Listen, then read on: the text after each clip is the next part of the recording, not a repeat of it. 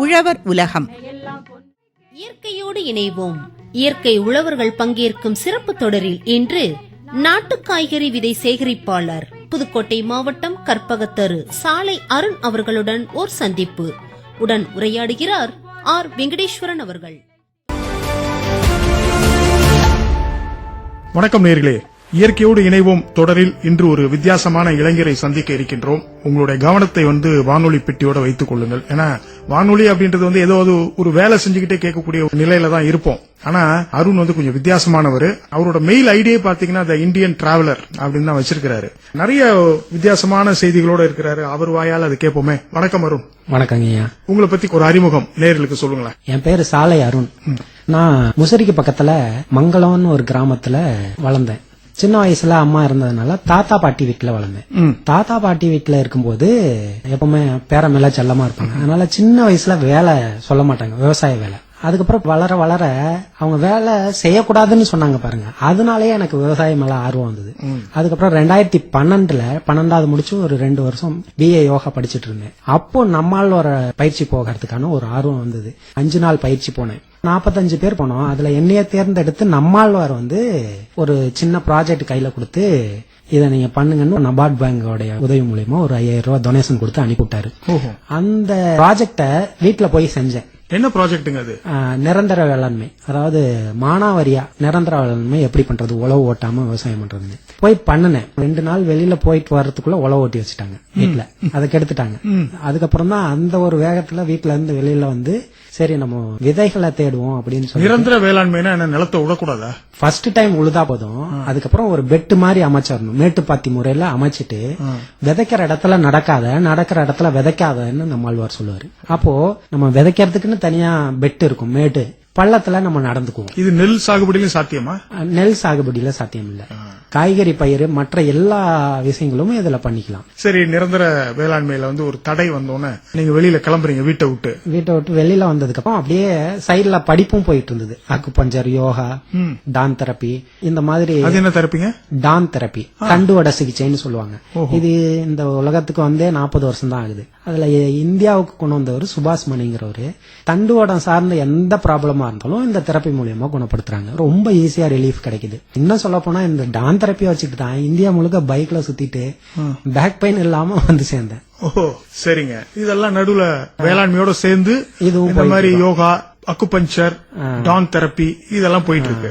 அப்புறம் ஹோமியோபதியும் லைட்டா கத்துக்கிட்டேன். இதெல்லாம் போயிட்டு இருக்க வேலை 2012 மோட்டார் சைக்கிள் டைரிஸ்னு ஒரு சேகுவாரோட டாக்குமெண்ட்ரி பிலிம் பார்த்தேன்.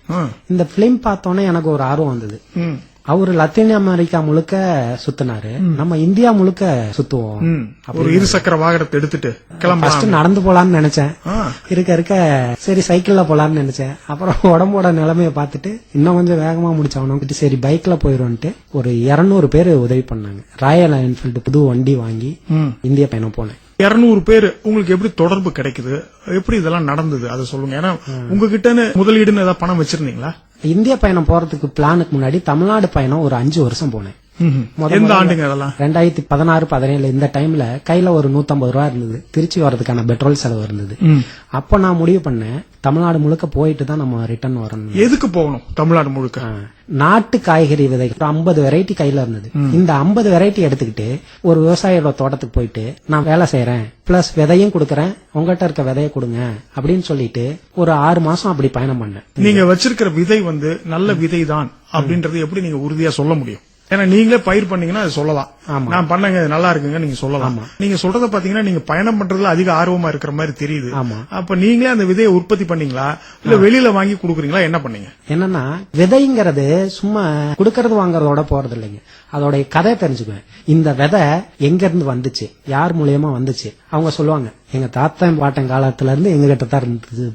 அப்போ ஒரு விதைய அவங்க வச்சிருக்காங்கன்னா ஒண்ணு சுவை காரணமா இருக்கணும், அல்லது அதிக ஈல்டு காரணமா இருக்கணும், அது நாட்டு விதையா இருக்கணும். ஏதோ ஒரு காரணத்துக்காக தானே அவங்க அதை பாதுகாத்து வச்சிருக்காங்க. எடுத்துக்காட்டா ஒரு கத்திரிக்காய் கதை சொல்றேன். சில்லுக்குடி கத்திரிக்காய்னு ஒரு கத்திரிக்காய் இருக்கு. அது அறந்தாங்கி பக்கத்துல உள்ள ஒரு சின்ன ஊரு. அந்த கத்திரிக்காவை பச்சையா சாப்பிடலாம், வெள்ளை கலர் பூ பூக்கும். மத்த கத்திரிக்காய்லாம் கத்திரிப்பூ கலர்னே சொல்லுவாங்க, ஆமா. அந்த கலர்ல பூக்கும். இது வெள்ளை கலர்ல பூக்கும். நான் எதாச்சியா விக்கிரவாண்டியில நண்பருடைய தோட்டத்துக்கு போனப்போ அவர் அறந்தாங்கி அவரு கடையில இந்த விதை கிடைச்சு வாங்கி போட்டு வளர்த்திருக்காரு. ஆனா அவருக்கு நல்லா தெரியும் இது எங்க ஊர் கத்திரிக்கான்னு, அவங்க ஊருக்கு பக்கத்து ஊர்ல உள்ள செல்லுக்குடி கத்திரிக்கான்னு. அவர் என்ன பண்ணுவார்னா அவங்க வீட்டுக்காரம்மா உணவு கொண்டு வர லேட் ஆயிடுச்சுன்னா அந்த கத்திரிக்காய் பச்சையா சாப்பிட்டுக்காரு. வெள்ளரிக்காய் மாதிரியே இருக்கும். அதை கொண்டு வந்து நான் சமைச்சு சாப்பிட்டு பார்த்தேன் பாருங்க, என்ன கத்திரிக்காய் மாதிரி செஞ்சா வாயில வச்சா கடிக்க வேண்டாம், கரையும், அல்வா மாதிரி இருக்கும். இது இன்னைக்கு கம்பெனி சைடே வைக்கிறாங்க நாட்டு விதைய. அப்போ நாட்டு ரக கத்திரிக்காய், நாட்டு ரக விதைகள்னா ஒண்ணு சுவை நல்லா இருக்கும், ரெண்டாவது அது ஆரோக்கியமானதா இருக்கும், மூணாவது சைஸ் பெருசாவும் இருக்காது அழகாவும் இருக்காது, நார்மலா சின்ன சைஸா இருக்கும். ஒரு சில வெரைட்டி மட்டும் தான் பெருசா இருக்கும். மொத்தத்துல பாத்தீங்கன்னா இது மாதிரி கதை சொன்ன விதையை எடுத்துக்கிட்டு ஆரம்ப காலகட்டத்துல ஒரு 40-50 ரகங்கள் வச்சு சொல்றீங்க, அதை வச்சுட்டு கிளம்புறீங்க அப்படியே. தமிழ்நாடு பயணம் 5 வருஷமா கிட்டத்தட்ட ஒரு 70,000 கிலோமீட்டர் பயணம் பண்ணேன். அந்த பயணம் கொடுத்த ஊக்கம் தான் என்ன இந்தியா பயணம். பயணத்தின் போது உங்களை நம்பி எல்லாரும் பேசுறாங்களா? ஏன்னா சில இடங்கள்ல பாத்தீங்கன்னா வெளியூர்ல இருந்து ஒருத்தர் வந்தாருன்னா கொஞ்சம் சந்தேகத்தோட பாக்குறத நம்ம பார்க்க முடியுது. ஏன்னா நான் தமிழ்நாடு பயணம் போகும்போது விதை மேல ஆர்வம் இருந்தவங்களை மட்டும்தான் தேடி தேடி போய் விதை கொடுத்தேன் வருஷம் வருஷம். அவங்களை எப்படி கண்டுபிடிச்சிங்க? இப்ப இவங்களுக்கு விதை மேல ஆர்வம் இருக்குன்றத கண்டுபிடிக்கிறது நமக்கு தெரியும். நீங்க என்ன எப்படி கண்டுபிடிச்சீங்க? ஒரு முகநூல்ல பார்த்தேன் நான், அதுல பார்த்தா சாலை அருண் அப்படின்னு போட்டிருந்தது. கொஞ்சம் வித்தியாசமா நீங்க ஒரு விவசாய நண்பர் என்னைய பத்தி பதிவு பண்ணியிருந்தாரு. அப்போ இதே மாதிரிதான் நான் கண்டுபிடிச்சேன். இப்போ நான் உங்களை சந்திக்க வரேன்னா நீங்க சொல்லுவீங்க இந்த அங்க இதே மாதிரியே ஒரு விவசாயம் தொடர்புகள் அப்படியே போயிட்டு அப்படியே மவுத் டு மவுத்ன்றாங்களே அந்த மாதிரி தான். இதே மாதிரிதான் நான் இந்தியா முழுக்க பயணம் பண்ணேன் முதல்ல. ஆனா ஒரு 5 ஆண்டுகள் தமிழ்நாடு முழுக்க பயணம் பண்ணி ஒரு அனுபவம் கிடைச்சது. 150 ரூபாய் கையில காசு வச்சுக்கிட்டு தமிழ்நாடு முழுக்க இவ்வளவு தூரம் போக முடிஞ்சது. இப்ப இந்தியா முழுக்க போறதுக்கான பயணத்திட்டம் கையில 300 ரூபா இருந்தது அன்னைக்கு. முடிவு பண்ண நம்ம இந்தியா பயணம் போயிட்டு வந்துடுறோம். அதுக்கு முன்னாடி ஒரு புல்லட் வாங்குறீங்க. ஆமா, அந்த புல்லட் வாங்குறதுக்கு ஒரு 200 பேர் உதவி செய்யறாங்க. அப்ப என்ன ஆளுக்கு 1000 ரூபாய் கொடுத்திருப்பாங்களா உங்களுக்கு? கையில 100 ரூபாய் கொடுத்தவங்களும் இருக்காங்க. ஒரே ஒரு விவசாயி இன்னைக்கு என்னால முடிஞ்சதுன்ட்டு ஒரு 106 ரூபாய் கொடுத்தாரு. உண்டியல் உடைச்சிருப்பாரு போல இருக்கு. ஒரு விவசாயி இன்னைக்கு நான் காய்கறி வித்ததை நான் கொடுத்தேன். அவ்வளவு நம்பிக்கையை சம்பாதிச்சிருக்கீங்க. ஆனா நேயர்களுக்கு ஒண்ணு சொல்லணும், அருணோட முகத்தை பார்த்தா ஒரு நம்பிக்கை வருது. இந்த நம்பிக்கையினால பல உறவுகள் கிடைச்சிருக்கிறாங்க. ஆமாங்க. அவங்களோட இன்னும் தொடர்புல இருக்கீங்களா அருண்? மேக்சிமம் தொடர்புல இருக்காங்க. எல்லாமே அங்கங்க நான் விதை கொடுக்க போறேன்னா 2-3 கண்டிஷன் போடுவேன். ஒண்ணு என்னகிட்ட இருக்க விதைய நான் உங்ககிட்ட கொடுப்பேன், உங்ககிட்ட இருக்கிறத என்னகிட்ட கொடுக்கணும். நான் கொடுக்கற விதைகளை டெவலப் பண்ணி நீங்க நுகர்ந்தது போக மீதி இருக்கிறத உங்களை சுத்தில இருக்கவங்களுக்கு கொடுக்கணும். திரும்ப உங்களால முடிஞ்சதுன்னா என்கிட்ட கொடுத்தீங்கன்னா நான் எல்லாத்துக்கும் மறுபடியும் கொடுப்பேங்கிற கண்டிஷன்ல தான் நான் பயணம் பண்ண ஆரம்பிச்சேன். இந்த கண்டிஷனை வச்சு அடுத்த வருஷம் மறுபடியும் போவேன். அதுக்கு நடுவுல பாத்தீங்கன்னா ரகங்கள் அதிகமாயிடுச்சா? ஏன்னா ஆரம்பிக்கும் போது ஒரு 40-50 ரகங்கள் வச்சிருந்தீங்க, இது அதிகமாயிட்டே வருது. தமிழ்நாடு பயணம் நான் முடிக்கும் போது கிட்டத்தட்ட ஒரு 150 வெரைட்டிக்கு மேல வந்துருச்சு. இப்படி ஒருத்தர் கொடுக்குறீங்க, அவர் வைத்திருக்கிற வித்தியாசமான ரகத்தை நீங்க வாங்கிக்கிறீங்க. இப்படி உங்களுடைய பயணம் ஒரு 5 ஆண்டுகள் தொடருது. ஒரு வச்சிருக்கிறத கொடுப்பாரு, அவருக்கு பக்கத்துல எங்கெல்லாம் நாட்டு ரக விதை இந்த ஒரு பாட்டியம்மா வச்சிருக்காங்கன்னு சொல்லுவாங்க. அவங்கள தேடிட்டு போவோம். அவங்க சொல்லுவாங்க கிட்டத்தட்ட நான் அவங்ககிட்ட கேட்டு பாக்குறேன், கொடுக்கவே மாட்டேங்கிறாங்கன்னு. ஆனா நான் போன உடனே கொடுத்துருவாங்க. இது வரைக்கும் ஃப்ரீயா கொடுத்துட்டு இருக்கேன் நிறைய பேத்துக்கு, கட்டணம் வசூலிக்கல. இந்தியா பயணம் முடிச்சதுக்கு அப்புறம் வெளியில இருந்து நான் டொனேஷனா வாங்குற நிறுத்திட்டேன். ஆரம்ப காலகட்டத்தில் நீங்க எந்த கட்டணமும் வசூலிக்கல, யாருக்கிட்ட வாங்க வேண்டியது இன்னொருத்தருக்கு கொடுக்க வேண்டியது. அவங்களா பார்த்து ஏதோ பெட்ரோலுக்கோ பயண செலவுக்கோ கொடுத்தா மட்டும் வாங்கிக்குவேன். மத்தபடி இந்த ஒரு 5 வருஷம் நான் குடும்பத்தில இருந்து தள்ளி இருந்தேன்னு வச்சுக்கோங்க. தமிழக சுற்றுப்பயணம் 5 ஆண்டுகள், 70,000 கிலோமீட்டர். தமிழ்நாட்டுக்குள்ளே 70,000 கிலோமீட்டர் 5 ஆண்டுகள் சுத்தி இருக்கிறீங்க. ஆமாங்க. அதுக்கப்புறம் இந்திய பயணம் எப்ப துவங்குச்சுங்க? அது எப்படி இருந்துச்சு? அந்த அனுபவங்களை கொஞ்சம் சொல்லுங்க. இந்திய பயணம் 2021 ஜூலை 13ஆம் தேதி ஆரம்பிச்சேன். ஆரம்பிக்கும் போது கையில ஒரு பைசா கிடையாது. பேஸ்புக்ல உதவி கேட்ட மூலியமா ஏற்கனவே என்னை தெரிஞ்சவங்க, அவங்களுடைய நண்பர்கள், இப்படி எல்லாரும் மூலியமாவும் கிட்டத்தட்ட ஆரம்ப கட்டத்துல பயணத்துக்கு தேவையான திங்ஸ், பேக், ஒரு போன் உட்பட டாக்குமெண்ட் பண்றதுக்கு எல்லா விஷயங்களும் வாங்குறதுக்கு கிட்டத்தட்ட ஒரு 60,000 செலவாச்சு. கூட ஒரு 40,000 பயண செலவுக்கு வச்சுக்கிட்டு ஆரம்பிச்சேன். ஆரம்பிக்கல முதல்ல கேரளால உள்ள நுழையும் போது எனக்கு யாருமே தெரியாது. வெறும் துணிவு ஒண்டிதான் உங்க முகநூல் அறிமுகம். சாலை அருண் அப்படின்ற ஒரு அறிமுகம் மட்டும்தான் இருந்துச்சு. உள்ள நுழைஞ்சப்போ முத நாள் லாட்ஜ்ல தான் தங்கினேன். 2வது நாள் ஓட்டிக்கிட்டே இருக்கிறேன். கிட்டத்தட்ட ஈவினிங் வரைக்கும் பைக் ஓட்டிக்கிட்டே இருக்கிறேன் திருவனந்தபுரத்துல. யாருமே கான்டாக்ட் இல்ல. கடைசி நேரத்துல ஒரு முகநூல் மூலியமா ஒருத்தவங்க கிடைச்சு அங்க ஆரம்பிச்ச பயணம் அடுத்த 6 மாசத்துல வெறும் 3 நாள் தான் ஹோட்டல்ல தங்கியிருக்கேன்.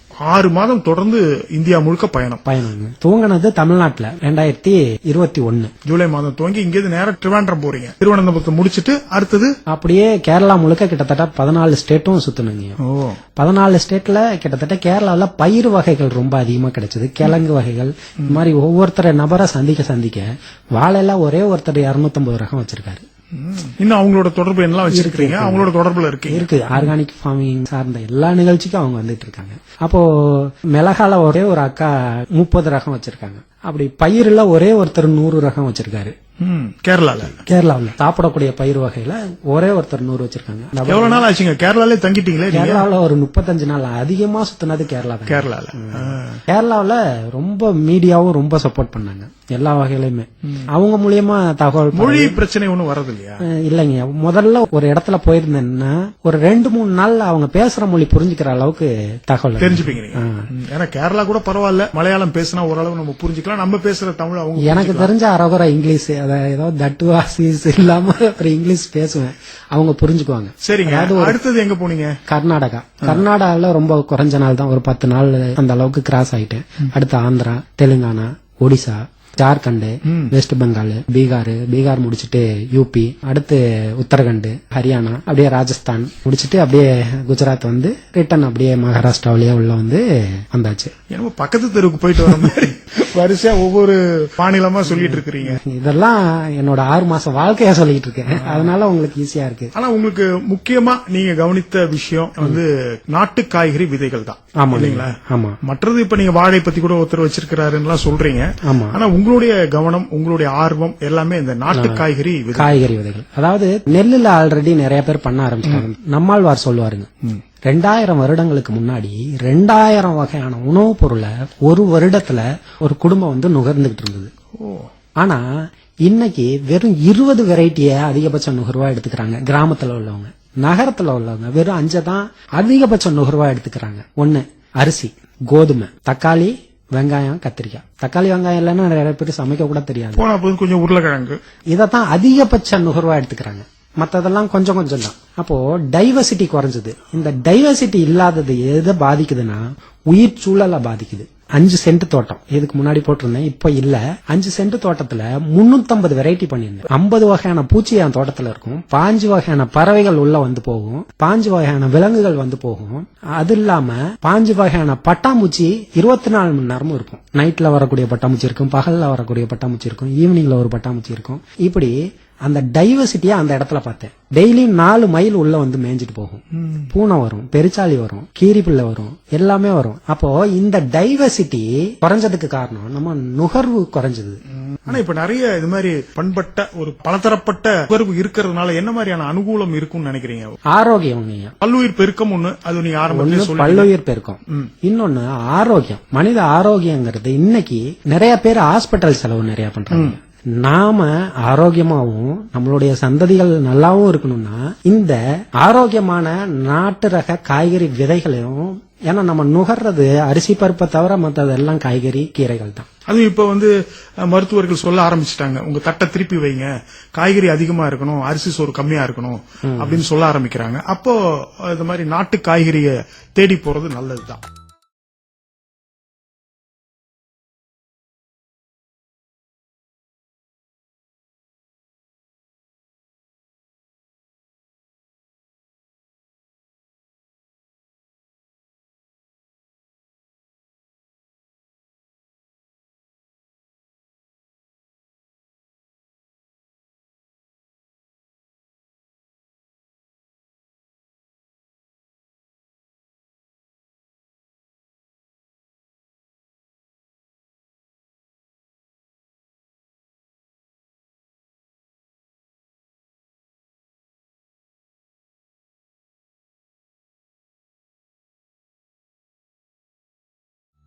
இப்ப நீங்க வந்து ஒரு 300 வகையான நாட்டு காய்கறி விதைகள் வச்சிருக்கேன்னு சொல்றீங்க. எந்த காயில அதிகமான ரகங்கள் இருக்குங்க? நம்ம கிட்ட இப்ப கத்திரிக்காய்ல ஒரு 25 ரகம் இருக்கு.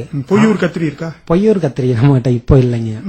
ஆலவயல் கத்திரிக்காய் இருக்கு, மணப்பாறை கத்திரிக்காய் இருக்கு, இந்த மாதிரி சிவந்தாம்பட்டி கத்திரிக்காய் இருக்கு, வேங்கேரி முள்ளு கத்திரி, சேலம் முள்ளு கத்திரி, வேலூர் முள்ளு கத்திரி, வெள்ளை கலர் முள்ளு கத்திரி, சிவகாசி கத்திரிக்காய். இப்ப சிவகாசி கத்திரிக்காய் எல்லாம் காய்ச்சி தள்ளும், பறிச்சு சலிச்சு போயிரும். கத்திரியில தான் அதிகமான ரகங்கள் இருக்கு. கத்திரிக்காய்ல அதிகமான ரகம் இருக்கு. அதை விட்டா சொரக்கால ஒரு 25 ரகம் இருக்கு, கீரையில ஒரு 25 ரகம் இருக்கு, பூச்செடியில ஒரு 20 ரகம் இருக்கு, அவரைக்காய்ல ஒரு 18 வெரைட்டி இருக்கு, கொடி காய்கறி இதுல ஒரு 25 ரகம் இருக்கு, அப்புறம் தக்காளியில ஒரு 5 ரகம், பீக்கங்காயிலே ஒரு 16 ரகம். நீங்க சொன்னதை எண்ணி பார்த்தாவே ஒரு 300 ரகம் இருக்கும் போல் இருக்கு. அந்த அளவுக்கு அதுல வந்து ஒரு ஆர்வத்தோட தான் செயல்பட்டு இருக்கிறீங்க. ஆனா இந்த பயணத்துல நீங்க சந்தித்த வித்தியாசமான மனிதர், ரொம்ப தாக்கத்தை ஏற்படுத்தின ஒருத்தரை பத்தி கொஞ்சம் சொல்லுங்க. கிருஷ்ணா மக்கன்சி. அவர் இங்கிலாந்துக்காரரு, ஆரோவில்ல வந்து செட்டில் ஆயிருக்காரு. என்ன பண்ணாருன்னா, ரோட்ல கிடக்கிற இலத்தல எல்லாம் அவர் வந்து ரெஸ்டாரண்ட்ல தட்டுக்கு கொண்டு வந்துட்டாரு. அப்போ அவர் சொல்லுவாரு, களை செடின்னு நம்ம எதெல்லாம் நினைக்கிறோமோ அது உணவுப் பொருளா இருக்குது, நம்ம முன்னோர்கள் பயன்படுத்திட்டு இருந்தது. இப்போ அது வந்து விஷம் இல்லாம கிடைக்குது, ஆரோக்கியமாவும் இருக்குது, அதை எளிமையா சமைக்கக்கூடிய முறையாவும் இருக்கு, நிறைய இது பச்சையாவும் சாப்பிடறாரு. அவரு ஒரு உணவகம் வச்சு அது வெற்றிகரமா நடத்திட்டு இருக்கிறாரு. அவர் பேசுற தமிழே ரொம்ப சுவாரஸ்யமா இருக்கும். ஆமா ஆமா. அப்போ போன் பண்ணி எனக்கு தேவையான விதைகள் வேணும்ட்டு அவர் வாங்கியிருக்காரு. அவர்கிட்ட நீங்க வாங்குறதும் உங்ககிட்ட அவர் வாங்குறதும் மறுபடியும் அவர் ஒரு கொரியர் எனக்கு போட்டுட்டு இருக்காரு விதைங்க. அப்போ இந்த மாதிரி வழங்கி பெறுதல் நடந்துகிட்டே இருக்குது. வெளியில இருந்து வந்த ஒரு நபர் தமிழ் கல்ச்சரையும் நம்மளுடைய உணவு பழக்க வழக்கங்களையும் தெரிஞ்சுக்கிட்டு ஒவ்வொன்னா இம்ப்ளிமெண்ட் பண்ணி அதை இன்னைக்கு சக்சஸா நடத்திட்டு இருக்காரு. அவரு எல்லாத்துக்கும் கத்து கொடுக்கறாரு ஒரு பயிற்சி மையம் வச்சு. பார்த்ததுல ரொம்ப டைவர்சிட்டியான அது ஒண்ணு. அப்புறம் காந்தி கிரண் கோடாலின்னு இருக்கிறதுலே அதிகமான விதைகளை அவங்க தான் கொடுத்தாங்க நமக்கு. காந்தி கிரண் கோடாலி, கோடாலி கிரண் காந்தின்னு கூட சொல்லுவாங்க. எந்த ஊர்ல இருக்காங்க? அவங்க ஹைதராபாத். கிட்டத்தட்ட அவங்க தோட்டத்துல 5000 வெரைட்டி பூ மட்டும் பார்த்தேன். நான் பார்த்ததுலயே இந்தியாவில பெரிய சீட் பேங்க் அவங்களுக்கு தான். அந்த அளவுக்கு டைவர்சிட்டியா நிறைய விதைகளை எனக்கும் கொடுத்தாங்க. நானும் அவங்களுக்கு என்கிட்ட இருக்க மொத்த கலெக்ஷன் 350 வெரைட்டி அவங்ககிட்ட கொடுத்தேன். அதாவது நான் கொஞ்சம் கொஞ்சமா கொடுப்பேன், அவங்க அள்ளி கொடுத்தாங்க. அந்த விதைகளை மறுபடியும் இந்தியா முழுக்க போய் நிறைய பேருக்கு கொடுத்துட்டு வந்தேன். ஒரு தேனி மாதிரின்னு சொல்லலாம் இருக்கு சாலை அருணா. இங்க இருக்கிற ஒரு இதை மகரந்தத்தை எடுத்து கொண்டு போய் அங்க வைக்கிறது, அங்க இருக்கிறத இங்க வைக்கிறது, ஒரு பெரிய வேலை செஞ்சுட்டு இருக்கிறீங்க அருண். ஆனா இது மாதிரி செய்யணும்ன்றது எப்படி தோணுச்சு உங்க மனசுல? அந்த விதை, அந்த விதையோட கதையை சொல்லுங்களேன். உங்க மனதுக்குள்ள விழுந்த விதையின் கதையை சொல்லுங்களேன். இன்னைக்கு விதைங்கிறது ரொம்ப முக்கியமான ஒன்னா இருக்குது. ஆனா இது அழிஞ்சு வர்றதுக்கான காரணம் என்னன்னா, அதாவது ஒரு கத்திரிக்காய் விதைன்னு கேட்டுக்கிட்டா குறைஞ்சது 8000 இருந்து 80,000 வரைக்கும் விற்கிறாங்க 1 கிலோ கத்திரிக்காய் விதைய. அது நாட்டு கத்திரிக்காய் விதை தான். இப்ப மணப்பாறை கத்திரிக்காய்னு எடுத்துக்கிட்டா 1 கிலோ கத்திரி விதைய 8000 வரைக்கும் விற்கிறாங்க. அதே கத்திரிக்காய் மார்க்கெட்ல பாத்தீங்கன்னா 800 ரூபாய் கிடைக்குது. ஆனா விற்கிற விதை தரமா இருக்குது, ஒவ்வொரு விதையும் வீரியமா இருக்குது. காரணம் என்னன்னா, தேர்ந்தெடுத்த விதைகளா தேர்ந்தெடுக்கிறாங்க. இந்த உப்பு கரைசல்ல போட்டு எடுப்பாங்களா, ஒண்ணும் இல்ல, அதே விஷயம் தான். ஆனா மார்க்கெட்ல கிடைக்கிற விதை எல்லாமே கலந்து முளைக்காத விதைங்க, முளைக்கிற விதைங்க, அரகுற விதை, சந்தையில கூட நிறைய விற்பாங்க. இந்த மாதிரி கிடைக்குது. அதுவும் நாட்டு ரக விதைகள் தான். அப்போ விதை தேர்வுல இங்க நம்ம மிஸ்டேக் பண்றோம். அப்போ அந்த விஷயங்களை கத்துக்கிட்டு நல்லா காய்க்கக்கூடிய விதை, வீரியமான விதைகளை தேர்ந்தெடுக்கிறது எப்படிங்கறத நான் இந்தியா முழுக்க நிறைய பேர்த்துக்கிட்ட படிச்சேன். அதுக்கு வெஸ்ட் பெங்கால்ல ஒரு விவசாயி சொல்றாரு, கத்திரிக்காயில பாதிக்கு கீழே நல்ல ஈல்டு தரக்கூடிய விதைகள் இருக்கும். இதே விஷயத்தை தான் நான் ஆலங்குடி பெருமாள்கிட்டையும் பார்த்தேன். அவரு நெல் கதிர்ல, அதாவது காம்பு கிட்ட இருக்க கதிர் இருக்கும், நுனி கதிர் இருக்கும். நுனி கதிர்ல தேர்ச்சியான விதைகள் நிறைய இருக்கும்னு சொன்னாரு. இது அவர் சொல்லல, வேற ஒருத்தவங்க அவர் அப்படி எடுக்கிறாருன்னு சொல்லி கேள்விப்பட்டார். நம்ம ஆலங்குடி பெருமாளையெல்லாம் நம்ம கொண்டாட வேண்டிய ஒரு மனிதர் அவரு. ஒரு ஏக்கருக்கு ஒரு 1/4 கிலோ விதை போதும் அப்படின்னு சொல்லி பெரிய அளவுல ஒரு பெரிய புரட்சியாவே அதை பண்ணிட்டு இருக்காரு. நிறைய இயற்கை ஆர்வலர்கள் இப்ப அவருடைய பாதையில பின்பற்றி போயிட்டு இருக்காரு. ரொம்ப எளிமையான மனிதர். அவர் சொன்னது வந்து அந்த வெஸ்ட் பெங்கால்ல சொன்னவரோட ஒப்பீடு செய்து பாக்குறீங்க நீங்க. ஆமா, இந்த மாதிரி இன்னும் நிறைய நண்பர்களுடைய சந்திப்புல நிகழ்ந்தது தான். அப்போ தரமான விதைகளை எப்படி எடுக்கிறது, திரட்சியான விதைகளை, அந்த தேடல் தான் இப்ப உங்களை இவ்வளவு தூரம் இந்தியா முழுக்க உங்களை சுத்த வச்சிருக்கு. இது வரைக்கும் மொத்தமா எவ்வளவு தூரம் சுத்தி இருப்பீங்க? கிட்டத்தட்ட ஒரு 87,000 கிலோமீட்டர் இந்தியா முழுக்க போய், தமிழ்நாடு இருசக்கர வாகனத்திலேயே எல்லாம் போயிட்டு வந்திருக்கீங்க. உங்க வயது என்னங்க அருண்? இப்ப 34. 34 வயதுக்குள்ளார இவ்வளவு ஒரு பெரிய ஒரு தேடல், பெரிய அனுபவம் உங்க பின்னாடி இருக்கு. இந்த அனுபவத்தை இன்னும் கொஞ்சம் அடுத்த கட்டத்துக்கு எப்படி எடுத்துட்டு போலான்னு ஒரு திட்டம் வச்சிருக்கீங்க அருண்? இப்போ நம்மள தேடி நிறைய பேர் வர்றாங்கய்யா. வீட்டுக்கு பக்கத்துல ஒரு சின்னதா நண்பருடைய தோட்டத்துல ஒரு 20 சென்ட் சாலை குப்புசாமி ஐயா அவங்க தோட்டத்துல போட்டிருக்கோம். அப்போ அவங்க இடத்துல வர்றவங்களை கொண்டு போய் காமிச்சு இப்படிதான் விதைக்கணும், இப்படிதான் அறுவடை பண்றாங்க எடுக்கிறாங்கட்டு நம்ம காமிக்கிறோம். அதை பார்த்துட்டு போய் அவங்க வீட்டு தோட்டம் முதல்ல தான் நல்லா இருக்கணும்னு நினைக்கிறோம் பாருங்க. அந்த விஷயத்த மேம்படுத்தினாவே தன்னோட ஆரோக்கியமும் சுத்தில இருக்கவங்க ஆரோக்கியமும் மேம்படும். ஒண்ணும் இல்ல, ஒரு சின்னதா வீட்டு தோட்டம் போட்டு அதுல நாட்டு காய்கறியை விதைச்சு தான் சாப்பிட்டது போக மிச்சம் இருக்கிறத சுத்தில இருக்கவங்கள்ட்ட கொடுத்தாவே போதுங்கய்யா. இந்த வகையில நம்ம யோசிச்சாவே தன்னிறைவு அடைய பெரிய அளவுல போலாம். அது தவிர சாலை அருண் கற்பகத்தரு ஹேர்லூம் சீட்ஸ் அப்படின்னு சொல்லி ஒரு அமைப்பும் வச்சிருக்கீங்க. ஆமாங்க. அதாவது கற்பகத்தரு பாரம்பரிய விதை சேமிப்பு மற்றும் விற்பனை மையம். ஆமாங்க. முன்னாடி விதை சேமிப்பு மட்டும் இருந்தது, இப்போ 2-3 ஆண்டுகளா விற்பனையும் சேர்த்து பண்ணலாம். ஒரு குறைந்த அளவு கட்டணம் வாங்கிட்டு நமக்கு பொருளாதாரமும் முக்கியம். இதுல ஒன்னும் பெரிய தப்பும் கிடையாது. ஒரு அறம் சார்ந்து ஒரு விஷயத்தை செய்யும் போது ஒரு சின்ன கட்டணம் வாங்குவது ஒரு பெரிய தவறும் கிடையாது. நல்ல விஷயம் தான் நீங்க பண்றது. ஏன்னா சில பேர் நம்ம எதுவும் கட்டணம் வாங்க வேண்டாம் அப்படின்ற ஒரு சிந்தனையில போய் தன்னைத்தானே சுருக்கி கொள்ளக்கூடிய ஒரு காலகட்டம் வந்துரும். அப்படி இல்லாம நீங்க சின்ன வயதிலே கொஞ்சம் வித்தியாசமா யோசிச்சுட்டு இருக்கீங்க. இந்த கற்பகத்தரு எப்படி இருக்குங்க? கற்பகத்தரு ஆரம்பிச்சதுக்கான நோக்கம் என்னன்னா, நான் வருமானத்தை நோக்கி வேற தொழில இறங்க வேண்டிய ஏதோ ஒரு கம்பெனிக்கு வேலைக்கு போற வேண்டிய சூழல் வந்ததுக்கு அப்புறம் தான் இவ்வளவு நாளா ஒன்ன இடத்துல இருந்து நம்ம ஆரம்பிக்கலாம்னு முடிவு பண்ணி கற்பகத்தரு ஆரம்பிச்சோம். அப்போ ஆரம்பிச்சுட்டு வெளியில நார்த் இந்தியா முழுக்க நமக்கு பெரிய சப்போர்ட் வந்துச்சு. கிட்டத்தட்ட ஒரு 25 ஸ்டேட்டுக்கு நம்ம வீட்டு தேவைக்கான நாட்டு காய்கறி விதைகளை அவங்கவுங்க வாங்கிக்கிறாங்க. இப்ப உங்ககிட்ட வாங்குறவங்க பெரிய அளவுல விவசாயம் பண்றவங்க கிடையாது. பெரிய அளவுல பண்றவங்களும் வாங்குவாங்க, சின்ன அளவுல பண்றவங்களும் வாங்குறாங்க. மெயினா வீட்டு தோட்டம் பெரிய அளவுல பண்றவங்க இத போட்டு பெருக்கிக்குவாங்க. ஏன்னா நாட்டு விதைகள் தானே, ஒரு தடவை போட்டா அடுத்து 1 ஏக்கர் அளவுக்கு வந்துரும். எடுத்துக்காட்டா மணிகண்டன் ஒருத்தர் இருக்காரு. எந்த ஊர்லங்க? வேலூருக்கு பக்கத்துல ராணிப்பேட்டை. தெரியும் மணிகண்டன். மகிழ்வனம் மணிகண்டன். அவர்கிட்ட பரங்கிக்காய் விதை கொடுத்தேன். அவரு பரங்கிக்காய் விதை ஆடி மாசம் நடணும், கார்த்திகை மாசம் கொண்டு போய் ஒரு மாந்தோப்புல இலத்தல குமிச்சிருக்க இடத்துல நட்டு விட்டாரு. குப்பையா இருக்கிற இடத்துல ஒரே கோடி 150 காய் காய்ச்சலாம். அப்போ நாட்டு ரக காயை அன்சீசன்ல போட்டு இந்த அளவுக்கு காய்க்கக்கூடியதா இருக்குது. அதுல எடுத்து இப்ப தமிழ்நாடு இல்லாம ஒரு 5-6 ஸ்டேட்டுக்கு போய் விதை உற்பத்தி பண்றாரு. எல்லாத்துக்கும் போகுது. அப்போ ஒரு செடி இவ்வளவு மாற்றத்தை பண்ண முடியும். உங்களுடைய நோக்கம் நாட்டு காய்கறி விதைகள் பரவலாக்கம் செய்ய வேண்டியது உங்களுடைய நோக்கம்.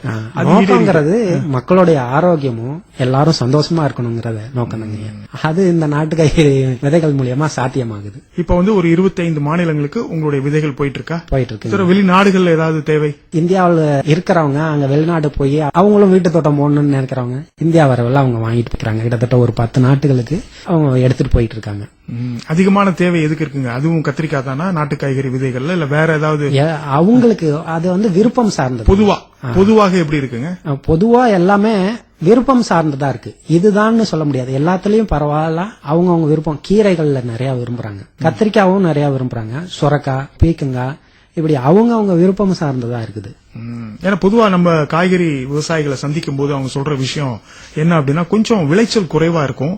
ஆனா பாத்தீங்கன்னா அது தொடர்ந்து காய்க்கும். இப்ப கத்திரிக்காய் எடுத்துக்கிட்டீங்கன்னா நம்ம ஒரு ஒட்டு ரகத்தை பயிர் பண்ணும்போது ஒரு 2 பரியோட முடிஞ்சு போயிடும். ஆனா இது தொடர்ந்து இருக்கும், வருட கணக்குல கூட இருக்கிற கத்திரிக்காய் எல்லாம் இருக்கு அப்படின்னு சொல்லுவாங்க. ஆனா பூச்சி தாக்குதல் அதிகமா வர்றதுக்கான வாய்ப்பு இருக்குன்னு சொல்லுவாங்க.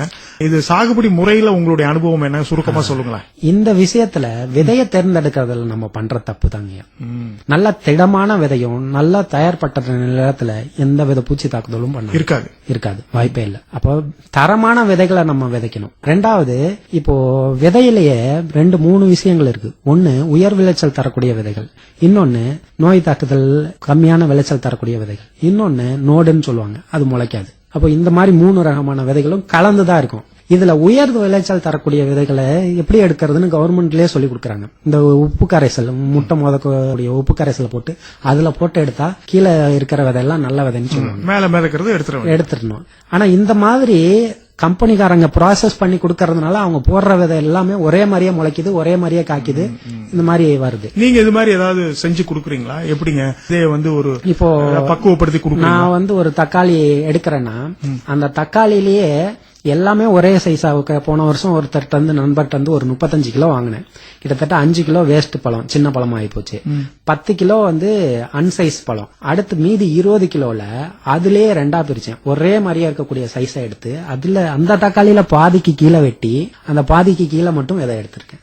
கீழே இருக்கிறதா நல்லா இருக்கும்ன்றீங்களா? ஆமா, காம்பு பகுதியில இருக்கிறது முத்தாத விதைகளும் குறைந்த விளைச்சல் தரக்கூடிய விதைகளும் நோய் தாக்கக்கூடிய விதைகளும் அங்க இருக்கும். இப்ப கீழ்பகுதியில இருக்கக்கூடிய விதைகள் எல்லாத்திலயும் பரங்கிக்காய் முதற்கொண்டு, பப்பாளியில முதற்கொண்டு, அரிசியில முதற்கொண்டு, புறக்கால முதற்கொண்டு எல்லாத்திலயும் கீழே இருக்கக்கூடிய விதைகள் நல்லா இருக்கும்.